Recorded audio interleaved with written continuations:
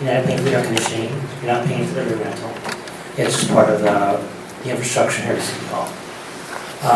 Again, I'm not aware that any estimates have ever been recently gotten from the city on what they would like to be paid. But again, even if there has been, many departments don't pay for it.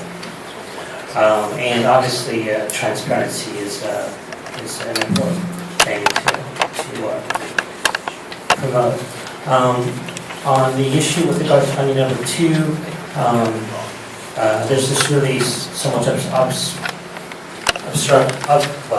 so much confusing language here, trying to defend the fact that really ethics has not really been on the job when it comes to sunshine matters. I'll wait and respond to that in more detail when you guys agendize this for another meeting. But obviously, 18 items have not been addressed by ethics, and that's, I think, pretty damning. So, thank you. Commissioners, Ray Hart, Director, San Francisco Open Government, and I'm going to focus primarily on item number 2 because that has been my big interest. The bottom line is this report covers the period from 2004 to 2010, which is 7 years. We were sent 18 recommendations from the Sunshine Ordinance Task Force, hardly a deluge. That is less than 3 per year. And look at what happened tonight. The one you finally put on here, which is, I think, has to the sign of a strange coincidence, you get a civil grand jury report saying you're dismissing all the cases. Now, voila, here on this same agenda appears the very first one you have ever heard. Seems a little convenient to me. But the bottom line is, and you can give me the snappy little sighs, what it seems to me is if you had heard one of the 18 prior complaints, we wouldn't be in the position where we were tonight, where you go, oh, we hear the complaint, we think it's awful, but we can't do anything. And maybe we should look sometime in the future to doing something. You've had this responsibility since 1999 when it passed. It said the Sunshine Ordinance Task Force has the hearings and you do the enforcement. So it's not like it came to any big blinding flash of whatever. You've known this has been here and you have allowed every single time these complaints to be dismissed without a hearing. And now you're getting the one and you have a hearing and you're going, oh, surprise, we can't really do anything. That wasn't a surprise. I think you had to have known it all the time. Or am I supposed to assume you're all a bunch of very unintelligent, uninformed people who couldn't figure something like that out? I honestly believe that you had no intention of doing it and you went along as long as you could, letting Mr. St. Croix play the omnipotent and dismiss these complaints without having them heard because it was just easier than doing your job. And starting out the thing saying, oh, we are hurt by the tenor of the civil grand jury's report. Well, as President Truman said, if you can't stand the heat, get out of the kitchen. And if you think the only people who are going to come here and tell you how wonderful you are and what a wonderful job you do, you've gotten used to that. But now you have somebody who is unbiased, somebody who has an opinion that many of us in the public have stated before, and they're actually saying it's true. The reason it has the tenor it has is because if you read the whole report, they can't, and we're not able to find one good thing to say that you were doing. Not one area where they felt you were exceptional, or even to the point where they could mention it. The only things they mentioned were problems. And are you really going to sit there and try to say, well, it's the civil grand jury that is at fault? Just like you try to blame the task force for your lack of enforcement. Oh, whoa, you guys. Whoa, whoa, whoa, whoa. Go back to the drawing board on number 2. This is a terrible response. Mr. St. Croix did a really terrible response. Grand jury noted that this commission's failure to enforce the task force weakens the goal of open government. I know you don't want to be doing that because you people have an ethical bone in your body, right?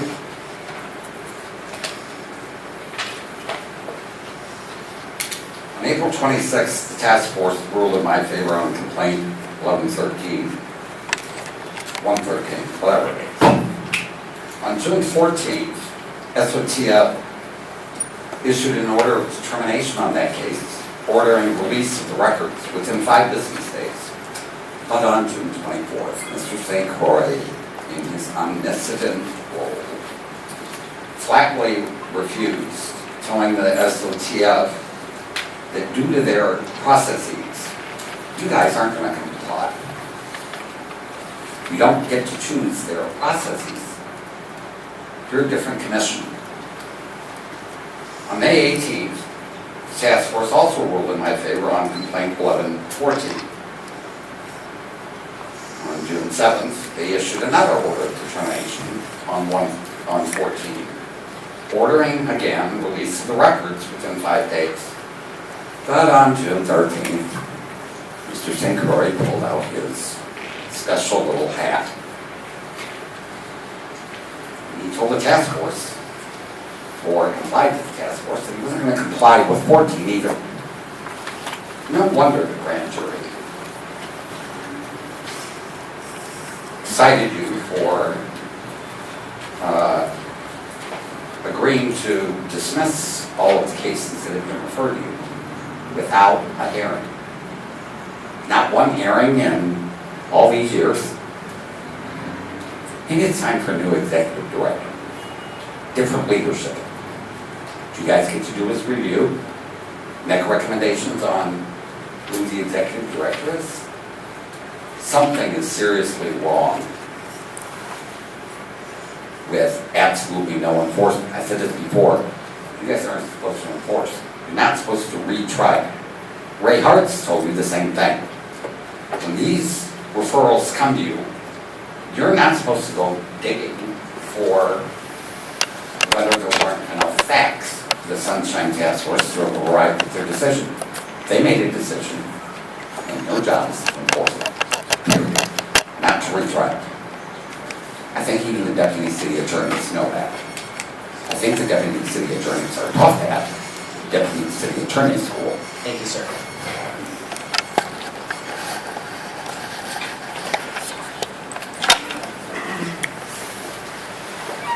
Good evening, Commissioners. My name is David Newman, and I'm a campaign treasurer.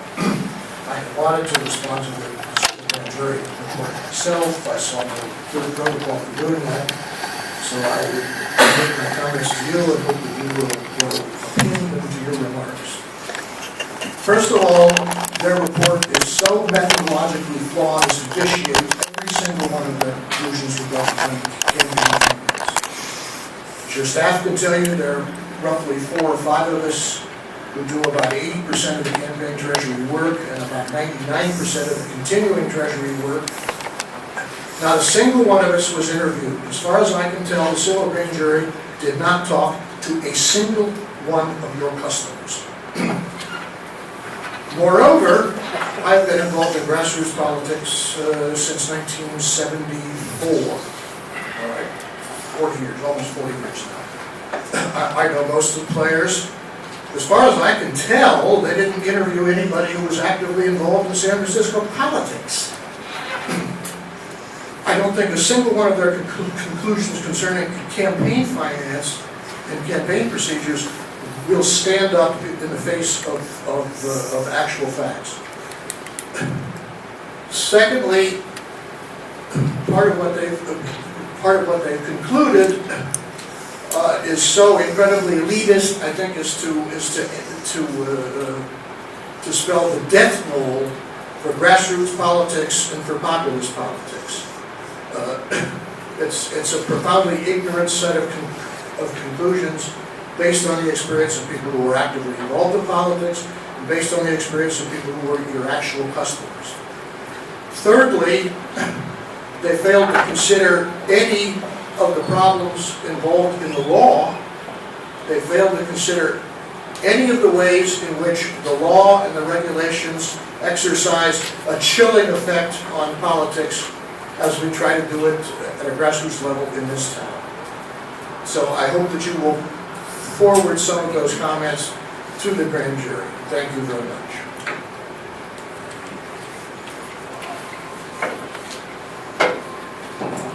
Good evening, Commissioners. My name is Hope Johnson, and I will be speaking on finding 2 in a moment as a resident of San Francisco, but I'd like to introduce myself first as the newly elected chair of the Sunshine Ordinance Task Force. And I look forward to working with you over the next year. I know that very soon we'll be working on the regulations for enforcement of our orders of determination, which we faithfully refer to you and have had a hard time coming to an agreement with how they should be handled. First, as a member of the Sunshine Ordinance Task Force, I would like to commend Chair Her for requesting that the language that is inflammatory and largely unsubstantiated in an open hearing by the Ethics Commission about the task force be stricken. And in support of that, I'd like to say that if you really take a close look at what the civil grand jury said, they said that none of these cases were ever heard at an open hearing before the Ethics Commission.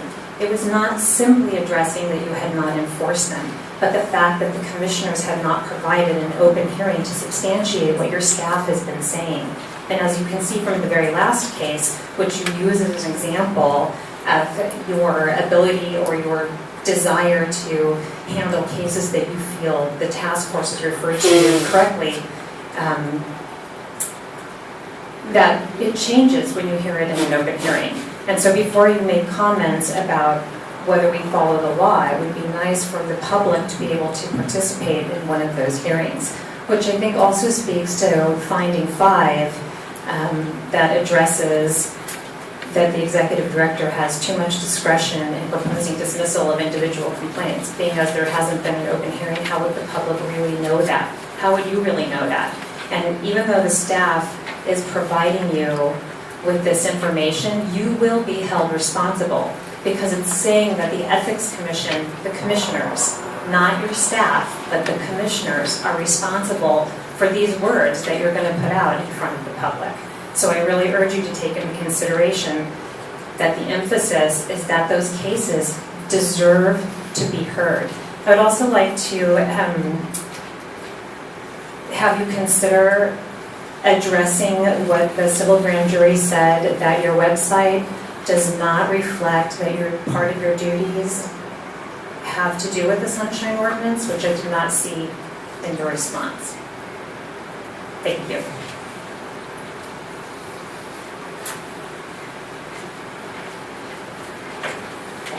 Good evening, Commissioners. My name is Chris Wright. I'm the Executive Director of the Committee on Jobs and Association in San Francisco.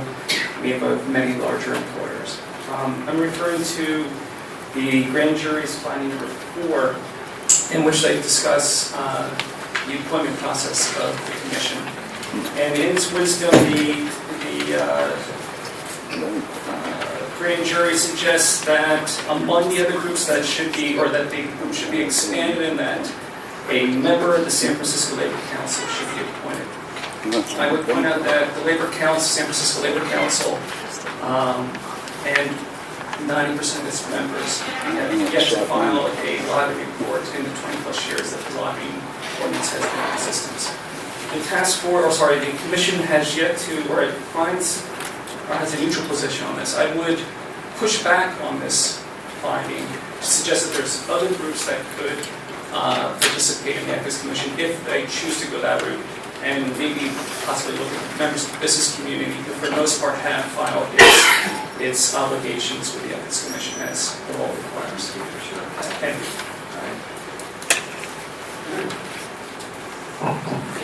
Sure. Good evening, Commissioners. I'm Charlie Marsteller, and I'm here representing myself today. I just wanted to say on this civil grand jury process, this is the second report of the civil grand jury, particularly focused on one aspect of your duties. I view these things constructively. In fact, I think the tenor of your rebuttal should be very positive, because this is an opportunity that's presenting itself. Opportunity is knocking on our door. And that opportunity is specifically addressing the issue of primarily enforcement, which is the last area of your duties really to develop in a competent way. Enforcement is tough. Adjudication of enforcement matters is not easy. I was told that many years ago, obviously the first thing is filing officer and facial audits. That's easy. You get into the audit capacities of the commission. That's the next shoe to drop. That's been well handled, particularly accelerated by public financing. But still, the toughest area is enforcement. That said, Bob Stern told me many years ago, don't worry, Charlie, it takes 5 years for Ethics Commission to pick up competent enforcement. I'm not sure we're there yet, 16 years later. I would say probably we'll never achieve perfection. That is not something that comes with the territory. I would be very positive in your response back to the civil grand jury and just indicate to them that you're viewing this as an opportunity to put something under the microscope, take something to public hearing, schedule it in your meeting processes for an examination of the whole history of enforcement by the agency, what the data shows, whether you're resourced enough, what improvements could be made. I think one big area is some of the technical training of the staff, maybe some of the qualifications of the people that you hire. All of those things can come up in that process, and I think that's what this opportunity is presenting itself for, is us to take a hard look at this. And I think a good positive response back to the civil grand jury, thanking them for their work, even though it may not be perfect, is something that we owe them a debt of gratitude for. Good evening again, Thomas Picarello. I'll try to be brief because you still have a long agenda, a couple of closed session matters. So that was why some of us suggested that this be separate from the rest of the agenda. Nevertheless, I applaud the comment to strike the language in finding 2 regarding the task force routinely ignoring the advice of the city attorney. As the lawyers on this committee will know, that in law school we're trained to argue both sides. We use the same facts, but we can make the same arguments up or down. Again, thank you for striking the language. Unfortunately, though, that language is the attitude of your executive director. So what that means is, finding 5, it's got to be that you no longer delegate your responsibilities to your executive director. Because if the executive director believes that the Sunshine Ordinance is a kangaroo court, then he's certainly not going to put any orders of determination in front of you, is he? Finally, let me address the issue of television. The argument of not televising the proceedings was mentioned regarding budget. This is a city with a budget of $7 billion every year. Clearly, the city cannot afford not to televise Ethics Commission proceedings. Another way to find the funding to televise your proceedings is that if you enforce your campaign violations by candidates, if you would collect monies from candidates and committees that violate the government code, you'd have plenty of money. You could televise the proceedings twice a week. Thank you.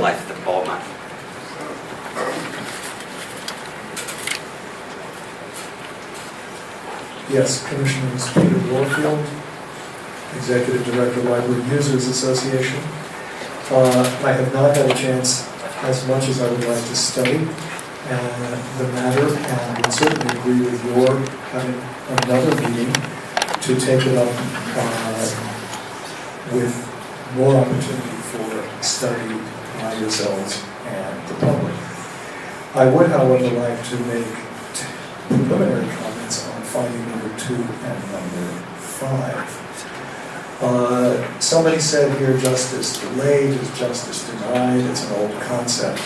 And one of the reasons that the Sunshine Task Force is in business, and one of the regulations, one of the things occurring throughout the Sunshine Ordinance, is prompt and timely response by city agencies to requests for information with respect to the Sunshine Task Force prompt adjudication.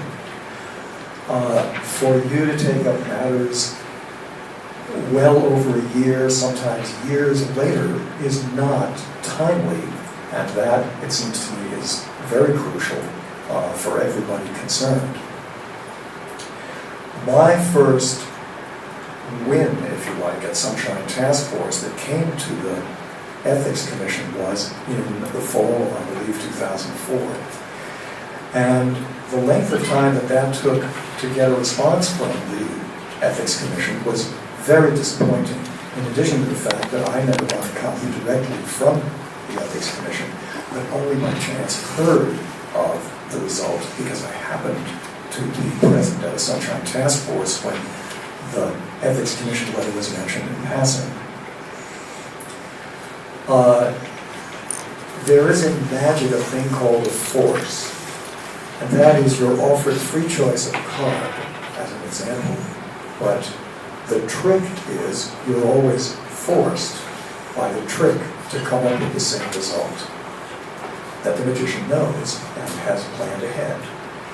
And I'm sorry to say that it seems that at the Ethics Commission, the force is always nobody did anything wrong and the complainant was wrong. Even in this case with Ms. Cawthon earlier this evening, your recommendation on your draft letter is to dismiss the alleged violations of Sunshine Ordinance Section so-and-so and such against the Library Commission. What does that mean? You're dismissing something that the Sunshine Ordinance has found a violation? Where's your power to do that, and what's the appropriateness of it without having even had a hearing? With respect to myself, there are now just received in my mailbox 2 letters that refer to something 1.5 years old, and I can assure you that Ms. Studley is not correct when she says that this body gets a good report from the executive Mr. Warfield. with respect to my materials. Thank you.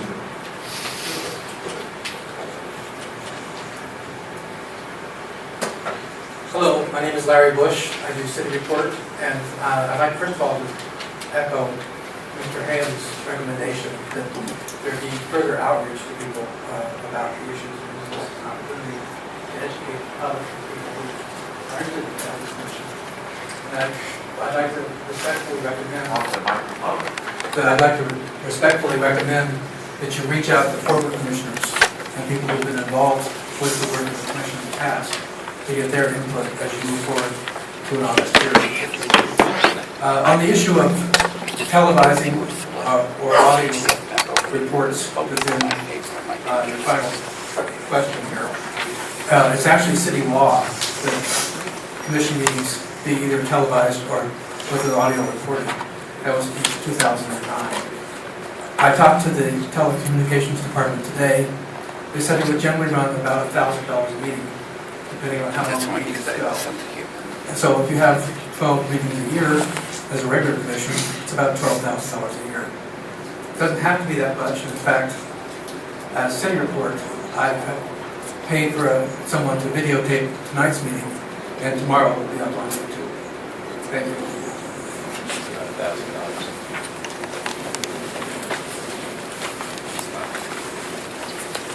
Good evening, David Gilfell. Certainly quite a lively meeting tonight, more lively than we usually get. As one of the few people who has followed the commission for many, many years, and I'm speaking as an individual, I agree with some of the comments that were made, certainly not all of them.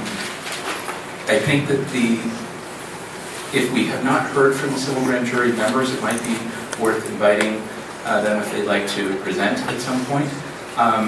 I agree in general that the report is somewhat thin and does not really understand the nature of the work and the constraints that the commission operates under. I think that the draft staff report goes a bit of the distance in explaining that, but actually could be more comprehensive. So if this is just an initial response and there will be a further, longer and greater response, I think that would be helpful. I would also suggest attaching to the response to the last annual report of the commission, so the grand jury and the public has, again, a better sense of the issues before the commission and the constraints, again, that you operate under. I'd like to make very clear my view that the commission, the staff, the laws that we have and enforce are not fundamentally broken. There's a suggestion that you're not paying attention, the staff isn't paying attention, that things are not really being done right. I don't think that that's accurate, and I think it's important to put to rest that notion. We may have disagreements about policy, outcomes about cases or matters before you, but that can be done and should be done civilly and respectfully, given the resources that you have and again, the constraints. I think the commission and the staff do a good job of the work that's before you, and I don't want people to come away with the impression that this is a fundamentally broken department or agency. That is my considered view. I'm sorry that I don't really have the time to go through each of the findings. I have some specific thoughts on all of that. Perhaps at a further hearing we'll have time to do that. Unless you have any questions, thank you. Thank you. I'd like to thank the public for their comments. We here at the Commission, we're of course striving to be better, and we welcome your participation in that endeavor. I also want to thank Mr. St. Croix and staff for the hard work they do on behalf of the city and county and the service they provide.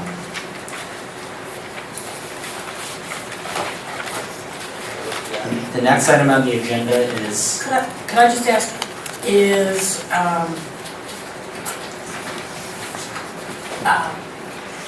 if we have additional refinements, can we individually suggest that language to Mr. Zakari? And we might want to consider some extra outreach for the next meeting. Just be sure that people are aware that this item will be back on the agenda if we want to have that kind of conversation Commissioner Hammond and others were talking about. And finally, we didn't talk about it when we went through, but I think the point that our indication of our responsibilities includes sunshine ordinance related enforcement, and that is not evident on the website is a point we'll take. Any further comments from the commissioners? Mr. St. Croix, do we need a vote to continue this matter, or we can just... You can continue it to the next meeting. You don't need a vote. So the next item on the agenda is a closed session, discussion and possible action. Is there a motion to move into closed session? I move that we move the meeting into closed session. Is there a second? Second. All in favor? Aye. Any public comment before you let go? Okay. Before we take public comment on whether we should go into closed session. Ray Architecture, San Francisco Open Government, and I attend the police commission meetings, and more than 65% of their time is spent in closed session. And it is unfortunate in the fact that the citizens of the city never actually know what comes of those closed sessions. And I think in many cases what it is they are now a private judicatory body for the police department, and they can make whatever decisions they want with absolutely no public review of what they do and what the effects of are on the police department and the police commission and so forth. I think having these cases such as this, you go into a meeting, you have closed discussions where the public has no way of knowing whether you're making things sensible decisions or not sensible decisions. One of the things I've learned over the last 5 years of dealing with city government is once they make a mistake, they're in for a penny, in for a pound, and they will hold on till hell freezes over before they will admit they made a mistake. Like Ms. Gomez, 2 years, and all the time she could have picked up the phone and made an apology, and it would have all gone away, and all of us would have been saved.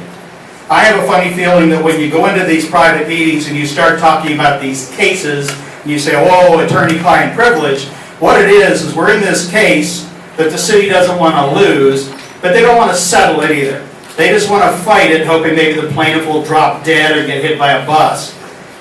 What I'm really talking about is the fact that you go into private session and you make these decisions which ultimately may cost the city millions of dollars, millions of taxpayer dollars in settlements, and yet we have no understanding as to what rationale you use, whether it's simply, hey, we made a mistake and if we can drag it off long enough, maybe we won't be held accountable, or whether you actually have some people in there who sit and say, you know, maybe we'd be better if we just offered to settle this and make it go away. And I think that's what happens, and I'll guarantee if I stay around, you'll come out of that session and you will vote not to disclose anything. And I will bet there are some things in there you can disclose that are not attorney-client privilege, but are things that the public might need to know, but you would rather keep it all to yourselves. And again, the whole purpose of all of these public information laws is so the public can know what's going on in these boards and commissions. And the more you have private, undisclosed sessions, the less that happens. Now, we're supposed to all sit here and say, oh, well, these are nice people who were appointed, they wouldn't be on here if they weren't, but very, very frankly, I have seen some people on commissions who I have looked at, and I've looked at their qualifications, they weren't qualified, and if you looked at the way they carried out their duties or failed to carry out their duties, I feel they shouldn't have been on the board, and I think many citizens have the same feeling about some of these people. And one of them I've heard is when they're forced out of a police commission meeting saying it's all a bunch of bullshit in that meeting. They don't give a damn what we say. Thank you, Mr. Hartz.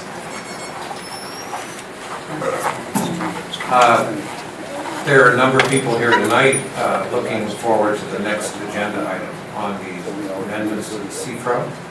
And I'm wondering if it is all possible for you to reverse position on the agenda. I'm assuming there's a problem. That being the case, I would ask that you make it as expeditious as possible so that a number of us that are outside waiting with bated breath won't starve.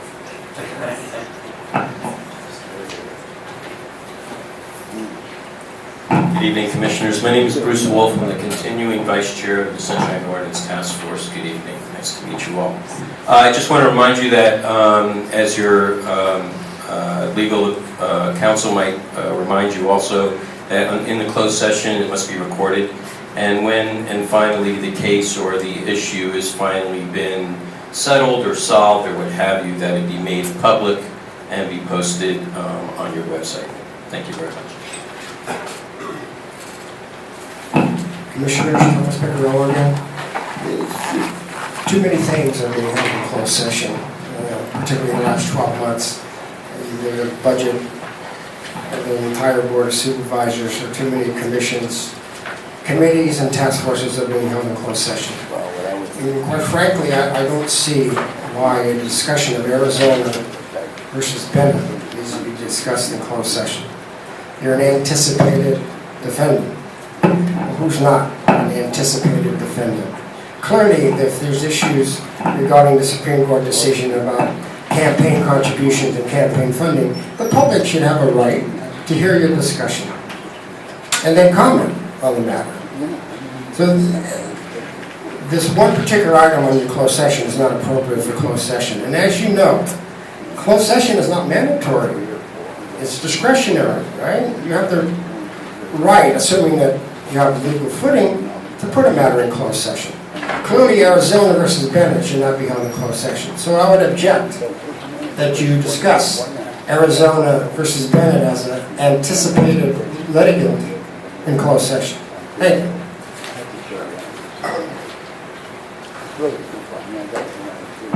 David Pilpel, I would respectfully disagree with the previous speaker. I think it is appropriate to discuss the Arizona case as a potential defendant in closed session. As I was concerned at the last meeting, over to this month, I think it's important that the closed session be very narrow to just consider the city's position as a potential defendant. And I appreciate that item 7 is further discussion tonight, shortly, an open session of potential legislation. So I appreciate that you've bifurcated those matters, and that your discussion in closed session will be limited to just the legal aspects as potential defendant. Look forward to the open session discussion following. Thank you.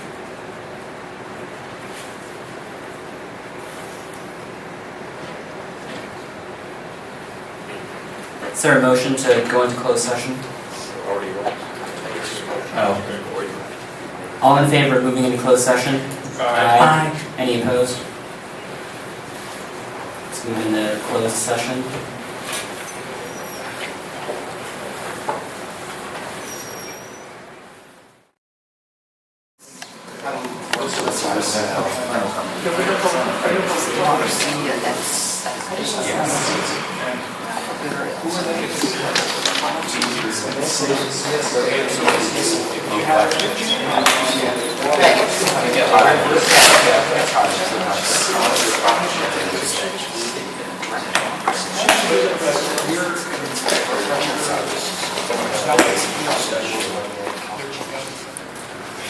So we are back on the record, open session.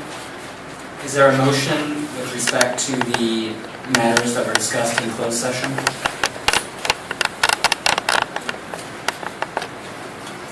Yes, I move that we maintain as confidential the discussion that we had in closed session with regard to anticipated litigation as a plaintiff and possible litigation as a defendant. Second. All in favor? Aye. Pardon me. Public comment on this matter. Seeing no public comment, all in favor? Aye. Aye. We have an announcement to make. Finding of probable cause for Ethics Commission Complaint 12-100726 at its regular meeting of July 11th, 2011 in the matter of Ethics Complaint number 12-100726. The Ethics Commission made a determination that there is probable cause to believe the following violations of the San Francisco Campaign and Governmental Conduct Code, and that the respondent, Regina Carey, committed them. 2 violations of San Francisco Campaign and Governmental Conduct Code, Section 1.510, for providing campaign consulting services or accepting any economic consideration for the provision of campaign consulting services without first registering with the Ethics Commission and complying with the reporting requirements specified in Section 1.515. A violation of San Francisco Campaign and Governmental Conduct Code, Section 1.515A, for failing to file a campaign consultant registration report. A violation of San Francisco Campaign and Governmental Conduct Code, Section 1.515C, for failure to pay campaign consultant registration and client fees. A violation of San Francisco Campaign and Governmental Conduct Code, Section 1.515D, for failure to file campaign consultant client authorization statement. And 3 violations of San Francisco Campaign and Governmental Conduct Code, Section 1.515E, for failure to file campaign consultant quarterly reports. Each commission who participated in this decision to find probable cause must certify on the record that he or she personally heard or read the testimony, reviewed the evidence, or otherwise reviewed the entire record of the proceedings. Commissioners, do you so swear? Yes. Yes, I so agree. Are you so certified? Yes, I so certify. Respondent is presumed to be innocent unless and until such time that the allegations are proved in a subsequent hearing on the merits. The executive director shall issue an accusation in accordance with the San Francisco Ethics Commission regulations for investigations and enforcement proceedings.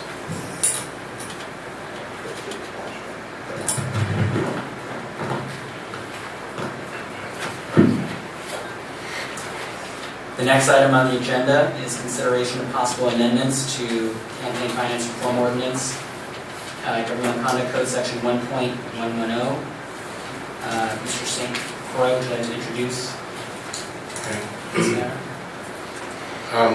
As we all know, because of the Supreme Court's decision in Arizona Free Enterprise Club Freedom Pact versus Bennett, also McComish versus Bennett, that a successful challenge was made to the state of Arizona's public finance system. The commission needs to make a policy decision as to whether this warrants a response and change in our public finance program or not. And the issues are outlined in the staff memorandum. And so we can proceed with any questions the commissioners might have or discussion we wish to engage in. Any comments from the commissioners?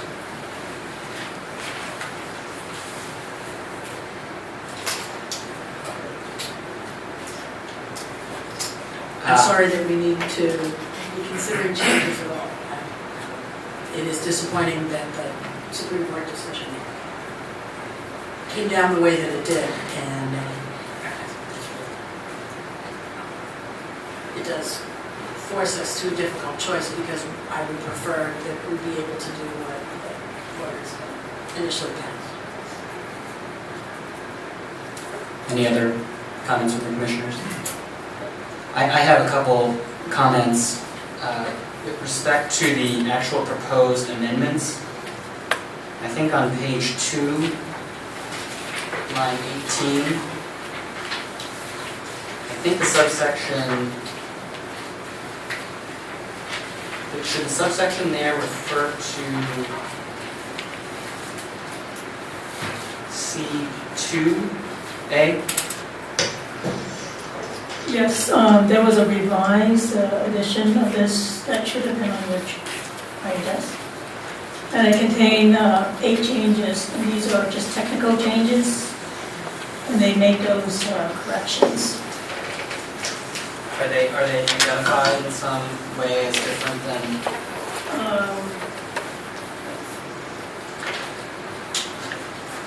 I can tell you what they are. Okay, that'd be helpful. If you go to, the first one is on page 2, line 2. It should say subsection C2 of the section rather than C3. The second change is on page 2, line 18. It should say C2A rather than C3A. The next one is on page 2, line 21. It should say subsection C2B rather than C3B. And on line 22 on the same page, the word dollar should be singular. The next change is on page 3, line 16. It should read subsection D2 rather than D3. The next change is on page 4, line 9. It should read subsection D2A rather than D3A. The next change is on page 4, line 12. Subsection D2B rather than D3B. And the last change is on page 8, line 10. Page 6, sorry, thank you. Page 6, line 10. It should read subsection F instead of subsection G.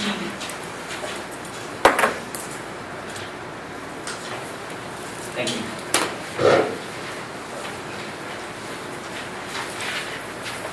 That covers my comments with respect to proposed changes.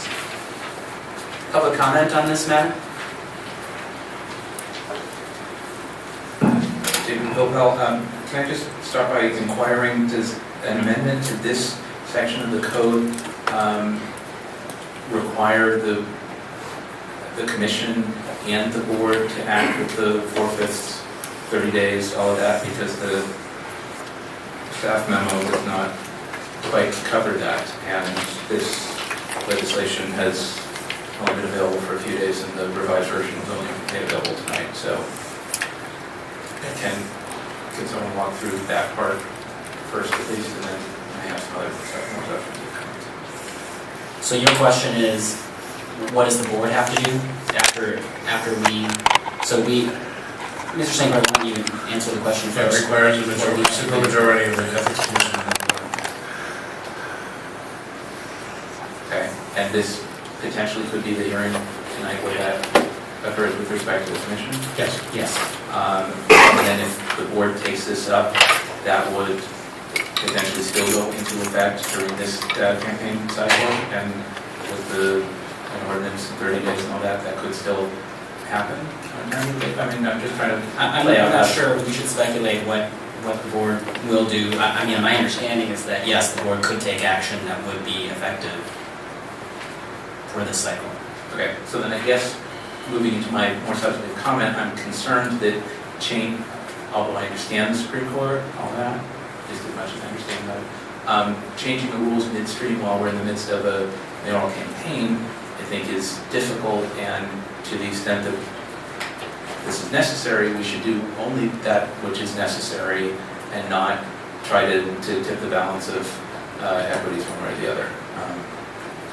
I'm not sure how that plays out in this scenario because it's a very difficult position at a difficult time. That's what I need to tell you. All right, I'll leave it at that for the moment. Thank you.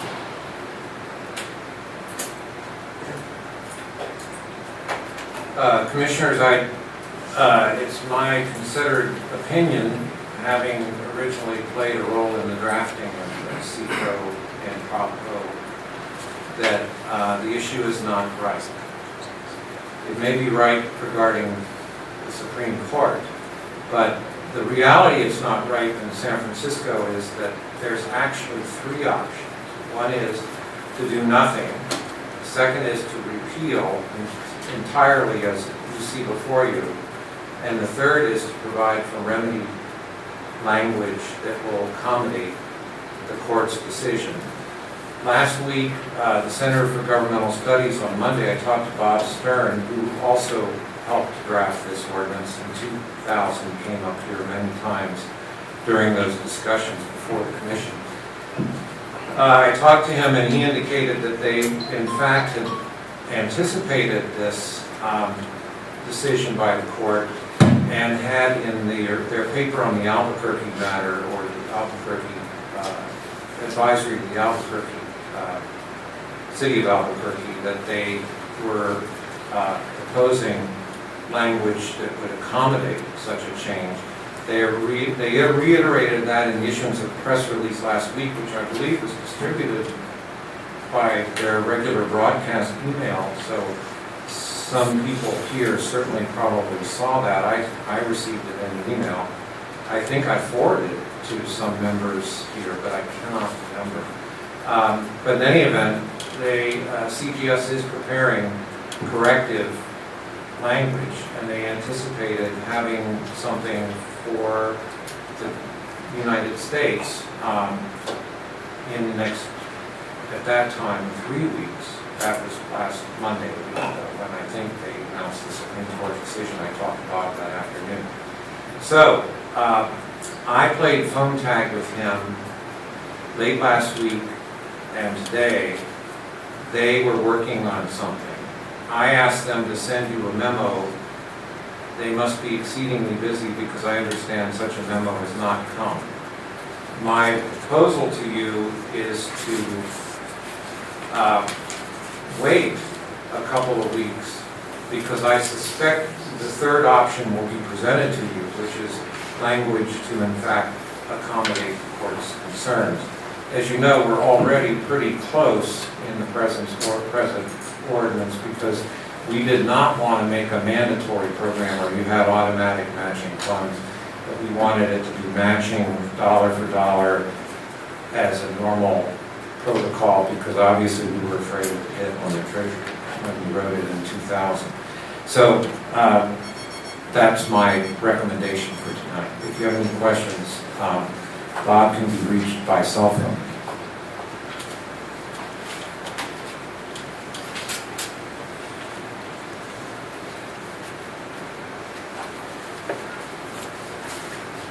Good evening, my name is Bradley Hertz. I'm with the Sutton Law Firm, and thank you for the opportunity to speak this evening.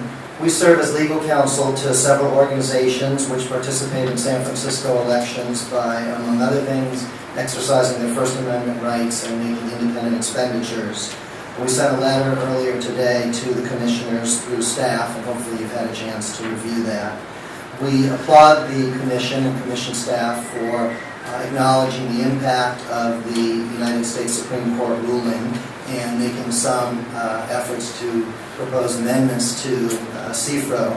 But we don't think those amendments go far enough. We think that the law, even if amended, would still violate the Davis versus FEC case, as well as the Arizona Free Enterprise case.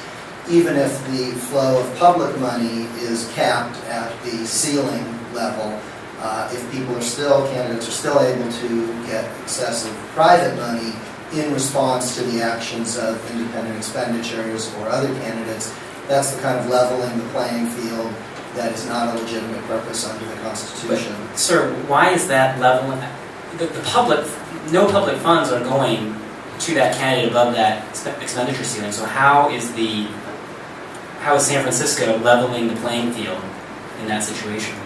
We believe the reaction to the flow of money into the system by independent expenditures or by, let's say, a self-funded candidate, if there were one for mayor at this point, means that then the rules change, the individual expenditure ceiling is lifted, even though that's not public money, that's still new money coming in to balance the expenditures and the speech. But I'm sorry to interrupt you. Sure. Just go On ahead. the other side of the equation. And you can call it whatever you want, but if it's in response to some money coming into the system, the caps are lifted, and now other money can come into the system to counter those independent expenditures or the supportive spending. To us, that looks like leveling the playing field. Wouldn't that exist if there was no public financing system at all? In other words, if you spent $1,000 and you provided ads against your opponent, they could spend more money.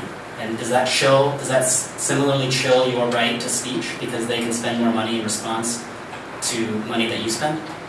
I think if there were no public financing system in place and there's no cap to be lifted, then there's not a problem. The problem is when you accept public financing, you agree to a ceiling, and then that ceiling keeps getting lifted in response to independent spending. But why does the candidate who raises the additional money have any right to rely on the cap that another candidate agreed to in exchange for public financing? I don't know if it's the right to rely on a cap. I think it's agreeing to live within the cap. But that's the candidate who received the public financing, not the candidate who's spending more money, and whereby thus resulting in the publicly financed candidate being able to spend more of their own money in response. Right. And the concern is if the independent spending comes in and you look at the total supportive spending and the total opposition spending, then that lifts the individual expenditure ceiling for the candidate who has accepted public funding. Then that chills the rights of those who are making independent expenditures because their speech is going to be answered by more money that is only allowed because of their speech. And then there's, of course, the multiplier effect where if one candidate is supported, then all the opposing candidates can now go out and raise additional money. And just like in Davis versus Federal Election Commission, where the Millionaires Amendment was overturned because it changed the rules to try to meet a millionaire's campaign expenditures, we think even under this current change to 1.144, it doesn't go far enough, and you really have to change 1.143 and not allow the lifting of the individual expenditure ceiling.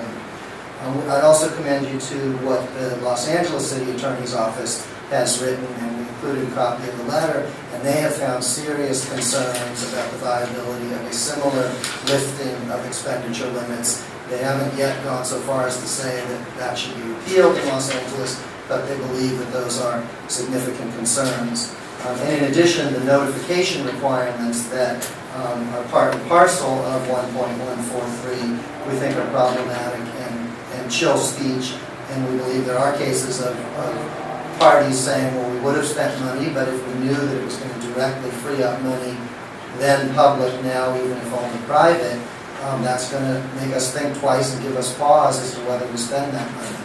So again, we think there should be a decision point 3 that should take a broader, more comprehensive look at the current CFRA provisions and respond more completely to the U.S. Supreme Court's concerns.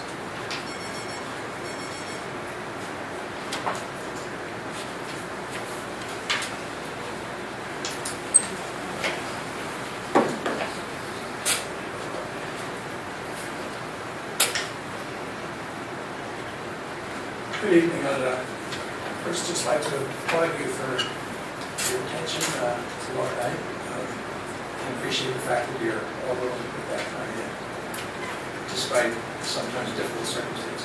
This is a real tough issue.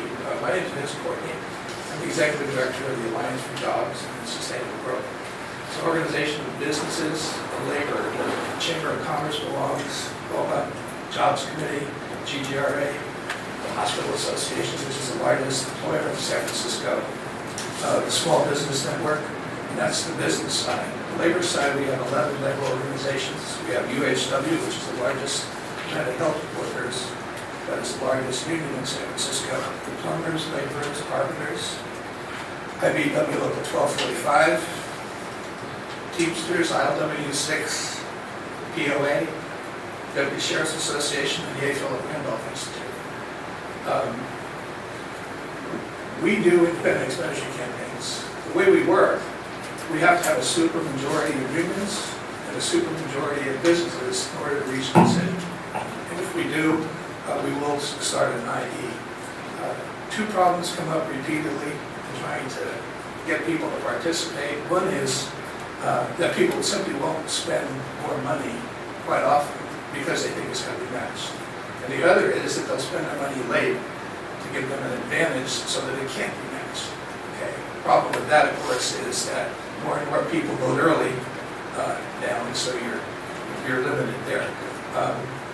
But I wanted to respond to the issue that you raised earlier, and that's what I see would happen if the second alternative raised by the staff were adopted is this. You'd have, say, a couple of people running for mayor. They both have a lot of money, but one of them has more than the other. So that first person says, look, I'm going to spend maybe $1.5 million on this race, but I'm going to apply for public financing. I'm going to agree to the limit. I know I'm not going to keep it, but I'm going to agree with it. I'll put the $500,000 plus in, and I'm going to get that $900,000. And then when my opponent goes over the limit, I'm going to get my other backers to put in the additional money. I'll tell you something, if I can figure that out, these campaign guys are going to be able to figure it out. I've never had an original thought in my life. But in any event, I wanted to say that we agree with the prior speaker.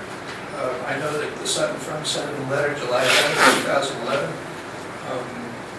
We think the only legal option, whether we like it or not, is the third option that they presented, which is that you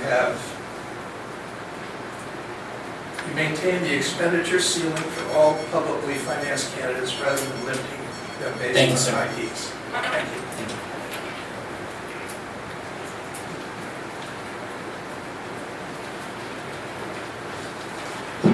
Good evening, Commissioners. Ken Cleveland, representing the Building Owners and Managers Association. I hope you guys have brought your dinner, your box dinners to the meeting tonight. I don't come to these election commission hearings very often because I'm not an attorney, so I'll just tell you some practical things of what we do within BOMA as an organization representing commercial property owners. We're 100 years old this year. We were formed in 1911 here in San Francisco, and we formed our Political Action Committee in 1987. You can't move your buildings, so if you don't get involved in the political process to protect your interests, your assets, then what are you going to do? You can't move it. So we formed our Political Action Committee in 1987. We have two now, one for independent expenditures and one for ballot measures. We have used our independent expenditure pack over the years very effectively, I think. We've done bus campaigns, bus signs, we've done billboards, we've done all kinds of advertising, and we've done, of course, direct mail on behalf of people we supported. That has changed dramatically over the last several years with the threat, with public financing coming in, and with the idea that any dollars that we spend in the private sector are going to be matched by public sector dollars. So that really did have a chilling effect. I have a board of directors. We sit down once a month. We look at the political landscape. We say, what are we going to do here to protect our interests as commercial property owners? And keep in mind, most of the buildings that you look at, when you look at the skyline downtown, they're not owned by individuals, taking big bags of money to the bank. They're owned by pension funds, insurance companies, the REITs. They're owned by a lot of us in this room probably own a good piece of San Francisco real estate and just don't know it because it's in your 401k. In any case, it has definitely had a chilling effect. We have spent less money on independent expenditures, particularly in candidate races, publicly financed candidate races. So we would urge, just from a practical standpoint, that you really look at this Arizona Arizona case and keep the caps on public financing, but certainly not one dime of public money should go to match any sort of independent expenditures. Because otherwise, our freedom of expression, our ability to protect our assets is severely compromised. So I appreciate Mr. St. Croix's comments in the Chronicle, I guess a week ago, and I do hope that you'll come to a resolution that will safeguard our rights as private citizens to protect our interests. Thanks so much.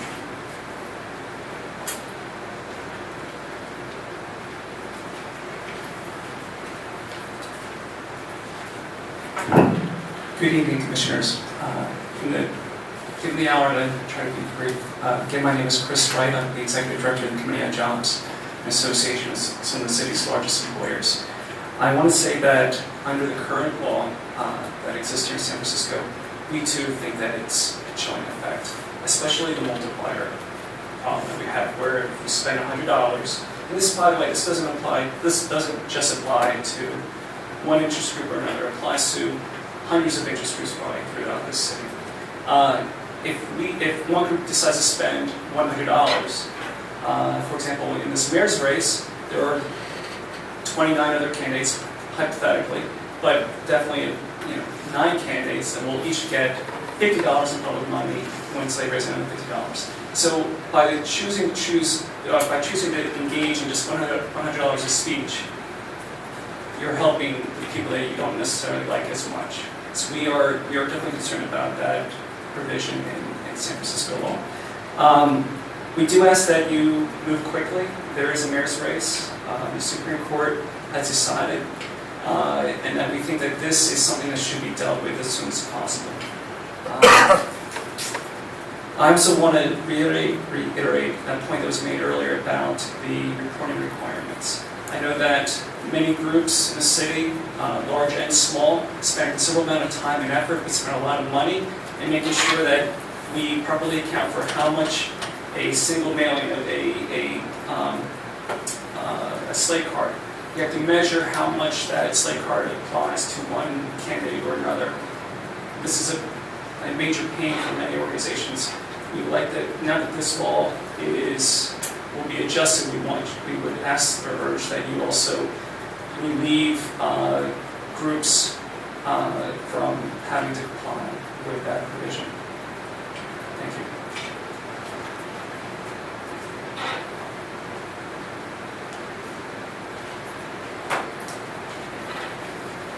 Commissioners, any further comments? I just wanted to echo Commissioner Studley's comment that it is disappointing that we would need to consider amendments to CFRO midstream at this time, and that we would have to move quickly, but I am persuaded that we would have to move quickly in light of the Supreme Court's decision, in light of similarities in some aspects of the laws that were at issue there. So, but I do have a question, and that is if we take a vote tonight and there's some other third or alternate proposal that comes up that we haven't yet considered, would we be able to make a recommendation to the Board of Supervisors on any further options that would come up? Yes. It would, they would have presumably then 2 options sent by ethics, and they may opt for one over the other. And if our second option is the commissioner's preference, and they choose the first one, you're giving them the ability to choose between the 2, rather than just sending a single one over.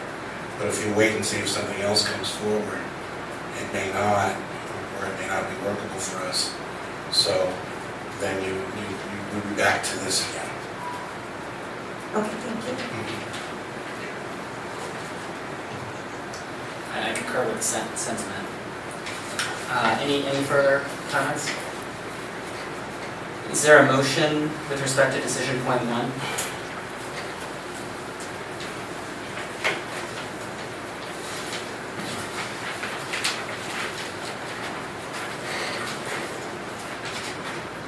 I move to take action to amend the CFRO in response to the Supreme Court decision. You don't actually need to vote. You just get consensus that we should do something. We just vote on what to do. Yeah, I think if someone makes a motion, for example, out of decision point 2, that's, and you adopted that sort of. I thought we've done it differently in the past, but okay. I know, I'm sorry. Okay, so maybe I should ask more generally. Is there a motion?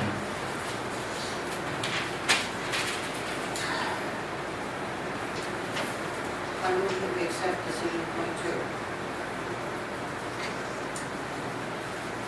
2. Is there a second? I second. All in favor? Aye. Aye. All opposed? Excuse me, do you have to take public comments on the On the motion? motion, is there any? No. No, we already have. I thought we just did public comment. Well, specific to the motion, now that I know there's a motion on the floor, I would like to make a comment. You can reopen, you can, as a courtesy, you can have a second public comment if you want to avoid hard feelings. We will reopen public comment.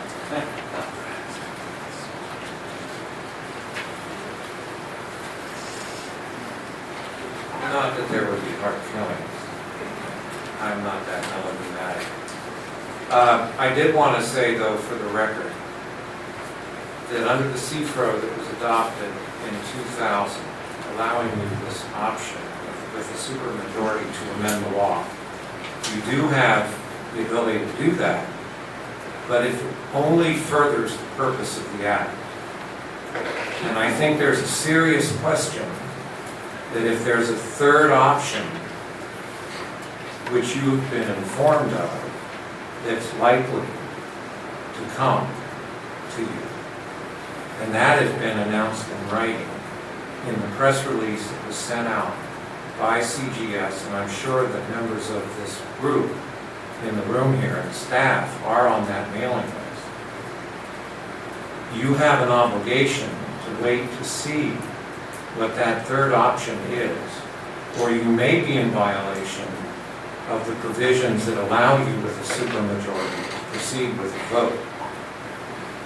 Because you cannot vote on something that will not further the purpose of the act. The purpose of the act, not the Supreme Court, and the purpose of what the voters mandated in San Francisco, which was for this mechanism, if at all possible. Now, I would suggest an alternative remedy to you, and that is to simply ask staff or take a formal vote to suspend, which I think you have the ability to do, the provisions of this law pending further developments in your research as to how to address this issue. I don't think there's a court in the country that would not say that you were attempting in good faith to address the concerns raised by the Supreme Court a week ago. And that your issue, in fact, is now before you is that you are precipitous, in my view, in undoing this ordinance, because you know damn well, pardon me, you know darn well that a measure that's submitted to the board now that repeals, followed by another measure and another option to amend the law to provide for a remedy, you can guess where the politics may go at the board on this, as the board may vote to undo the act. And this may not ultimately be your intention when you see what CGS has in mind. But I can tell you, CGS thinks there is a remedy. They told me that on Monday on the phone. They're working on it now. They issued that notification in a press release that was submitted all within the last week. As I say, I've been trying to get a hold of Bob, and he's been so busy, and I can understand why. So I'm just cautioning you that you're opening yourself up for another lawsuit.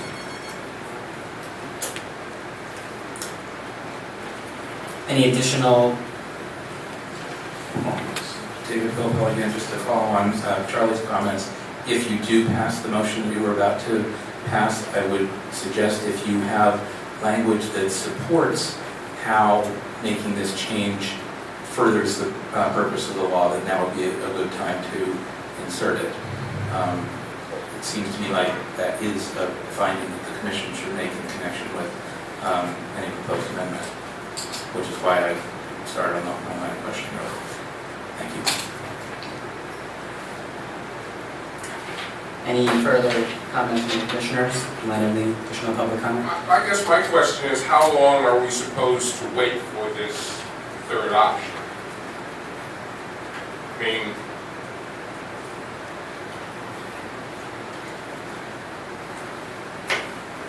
Two weeks. And it may actually be ready, I don't know. I couldn't get Bob this afternoon. He tried getting a hold of me, I was out. I think given the circumstances that there is no, to what I've heard, another viable option for us to consider, and given the issues. Pardon? I just want, no, go ahead and finish your point.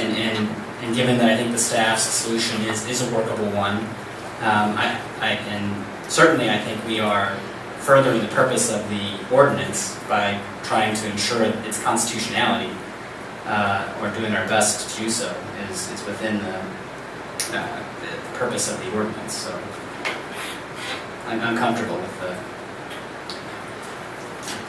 Is there anything we could do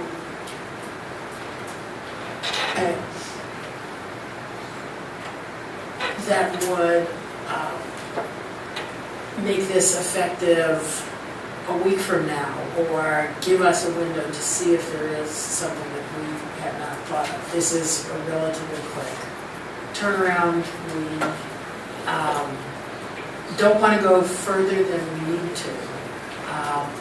But I also realize that if we miss the window now to do something, and we leave it to our ordinary process, that we risk both extending the period of uncertainty that the candidates have to deal with, and it is never our intent to either destabilize a race or distract people from the job of communicating with the public about their objectives as candidates. And I realize there are practicalities related to when the supervisors meet and the timeframes that are built into this process. So I just wonder if there is any room to allow ourselves to think about or look at any alternatives, but that would trigger, using the term we're using tonight, that would let this go forward so that we didn't have the problem of indefinitely waiting for some potential solution. I may be trying too hard to torque the system, but maybe there is something like that could give us just a little bit more opportunity to see if there's another way to thread it. I don't believe it's happened in my time here, but I think there is precedence at a future meeting to vacate a decision made at this one.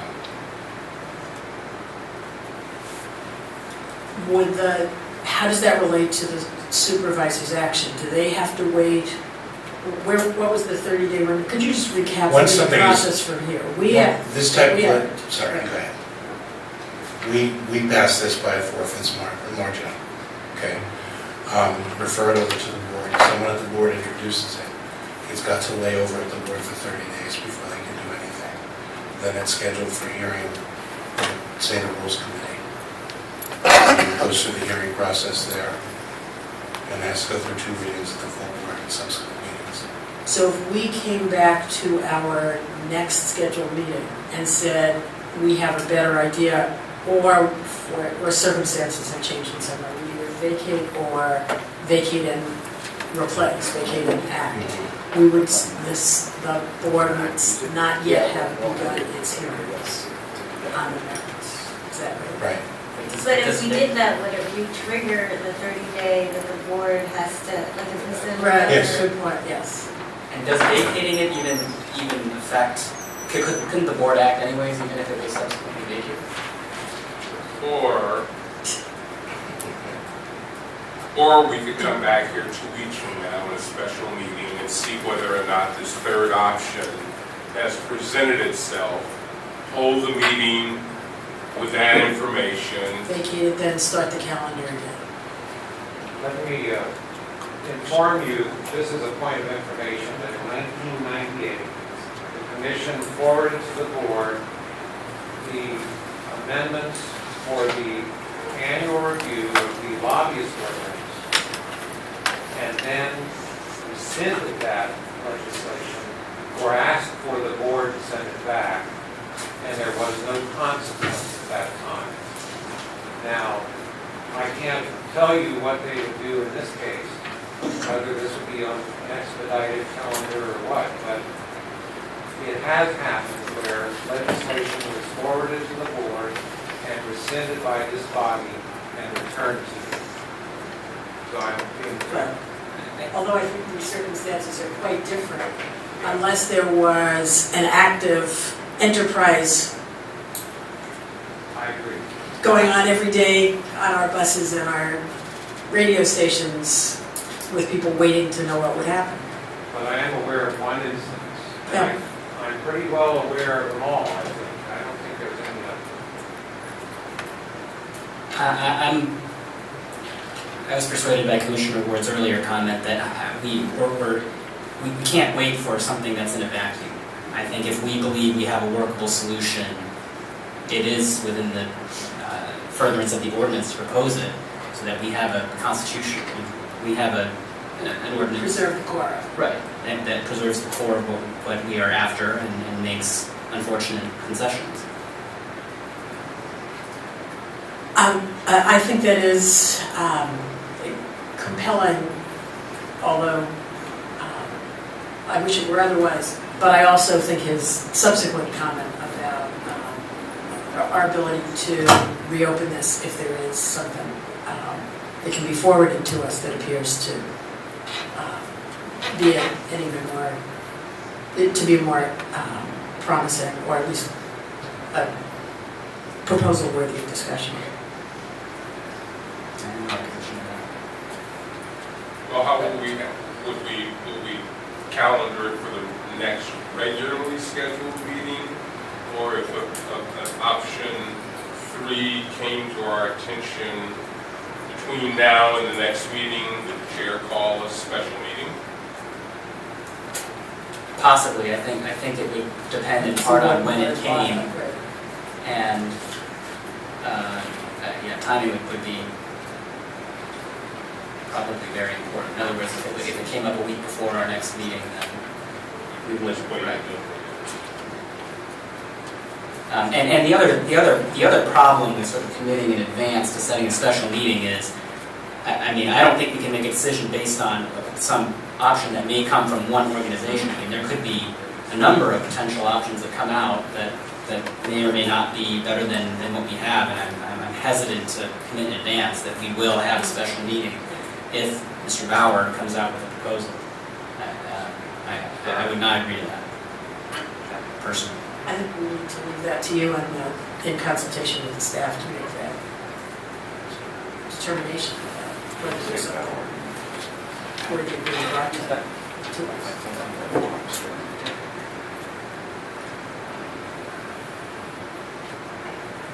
Mr. Feldal, I'll give, yeah.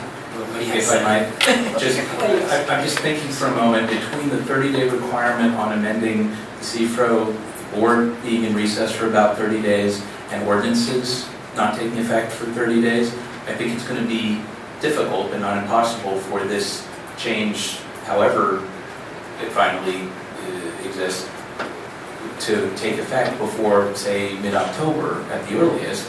And I might anticipate that there could be triggers in late September to early October that staff wants to be thinking about with the current law being in place, what might you do at that point, given certain things going on, even on the relatively expedited schedule you've been talking about? So I'm just kind of playing that out, and then any delay would, affect when anything might take effect. I'm just thinking out loud. I apologize.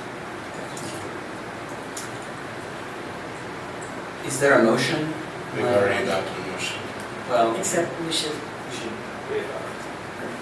I think we should re-adopt. Remove. Does anybody have a motion?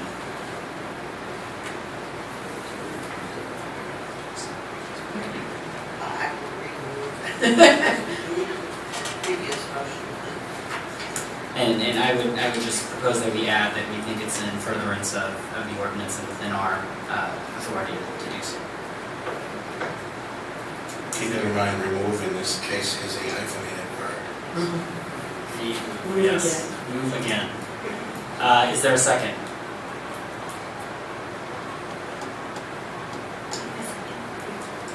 All in favor? Aye. All opposed? Nay.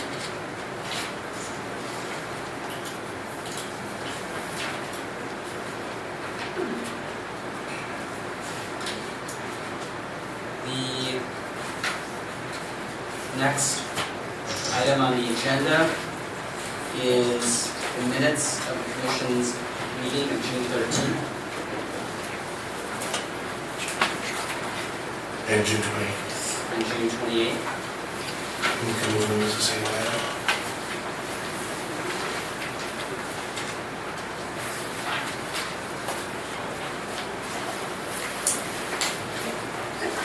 Any proposed changes?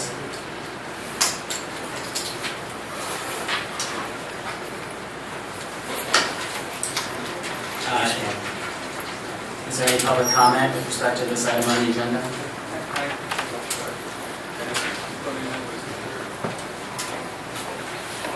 Is there a motion with respect to item 8? I move we accept the minutes of the meeting of June 13th and June 28th as presented. Is there a second? Second. All in favor? Aye. All opposed? Item number 9 is the Executive Director's Report. One quick highlight, I had thought that in the budget deliberations that some are a big chunk of the money being proposed for repayment to the election campaign fund might be redirected to another purpose. To date, it has not. So I expect that full repayment is going to be made in the final adoption of the budget. Any comments from the Commissioners with respect to the Executive Director's Report? Thank you. Is there public comment with respect to this item on the agenda? Is there a motion with respect to item number 9? Don't need a motion. We don't need a motion. Oh, sorry. David Pilcom, on the Director's Report, item 9 on the Director's Report on the SEI non-filers. I was a little confused with the language in there. That certainly suggests that the staff is being more aggressive with non-filers for this year. What's not clear, to me at least, is if staff can go back to any non-filers from previous years and ding them and or refer them. That would be interesting to know. I also noticed, I'm sorry, on page 2 as part of item 4, that Chris Jackson is now on the BDR ding list. I believe he's still an incumbent member of the College Board who's up for re-election next year. So if I understand correctly, he would not be able to be listed as a candidate or assume office following next year's election were he to not deal with this little problem. I have suggested before that a greater, more public list of everyone with fees, fines, forms, other Fs that are still due to the Commission would be helpful to be publicized. at least from time to time. And I restate that for the record. Unless there are questions. The next item on the agenda is items for future meetings. Chair, I have one item that I know it's been a very long meeting tonight. I do have one request for proposed agenda item for next meeting that I bring up now because of timing. There has been some press lately about the Run Ed Run campaign and whether the committee behind the initiative has been complying with its obligations to the ethics commissions and under the governing ordinances. And so I think it raises some policy questions about what guidelines might govern this type of situation and whether clarification is necessary. So I would just propose that Mr. St. Croix report on that at the next meeting, perhaps discuss some clarification of what guidelines might be in this instance where there's no declared candidate. Any other items to propose for the agenda? Public comment? Commissioners, since so many of you are new, I thought I would give you a quick review. Bob Stern wrote the Political Reform Act for Jerry Brown. This was in '74. He was the first general counsel of the FPPC. He formed the Center for Governmental Studies, which is one of the world's leading authorities on campaign finance and other ethics-related items. They are, or were, I don't know if they currently are, I think they are, the general counsel for COBOL, which is the body you belong to, which is the Council of Governmental Ethics Laws. Yes. And Bob would be, in essence, one of your counsel, at least through your COBOL membership. Bob is a principal advisor to Common Cause. In fact, in many instances served on their boards, as well as he has for many other boards in the country, for the League of Women Voters and everyone else. He and I worked very closely with Julie Mall in the drafting of the CFRO in 2000. That expanded public financing. It also wrote the bulk of CFRO, although those were heavily amended mid-decade by your predecessors on the commission that was served with Joe Lynn. And I wanted to say that Bob will probably have a recommendation for you tomorrow. I suspect that's the case. But his primary staff person who's drafting this is the wife of the lead counsel for the defense, which was the state of Arizona, in the Arizona case before the Supreme Court. And she was in Washington with her husband at the time he made those arguments. Now she's back in LA, or that's the type of life they've been running lately, the last week. But in any event, she's working on this legislation. It was specified in writing in the Albuquerque report. He reiterated it in a press release last week. That was scoped out in that press release. He's told me that on the phone. He thinks that there is a remedy and that it's not a problem. I think that if we have the option to amend our law with a remedy that will withstand a challenge, I think we should do so, because I think it's clear that there were a lot of people in the room tonight with alternative agendas. Any further public comment?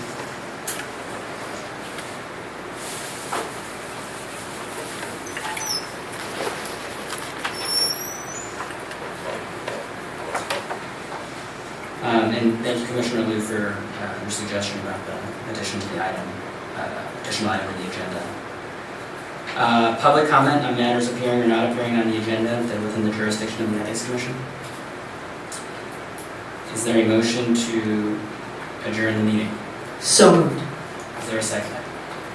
All in favor? Aye. Any opposed? Meeting is adjourned.